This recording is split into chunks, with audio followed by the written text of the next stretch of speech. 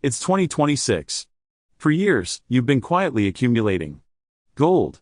Maybe it's a few discrete coins, a small bar, or even a more significant stash. You thought it was your private safety net, hidden from prying eyes. But HMRC is getting smarter. They're increasingly leveraging advanced data analytics and international information sharing agreements. The era of truly untraceable assets is fading. They're no longer just looking at bank accounts and property. Think about it, if you've bought gold through legitimate channels, there's often a paper trail.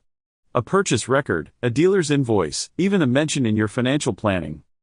And with global cooperation on financial transparency tightening, information is flowing more freely than ever before. So, if you've got secret gold assets, it's time to ask yourself, could HMRC find out? Ignorance isn't bliss when it comes to tax compliance. Understanding your obligations is key. This isn't about fear-mongering, it's about awareness. Be prepared for a more transparent financial future. Thanks for watching.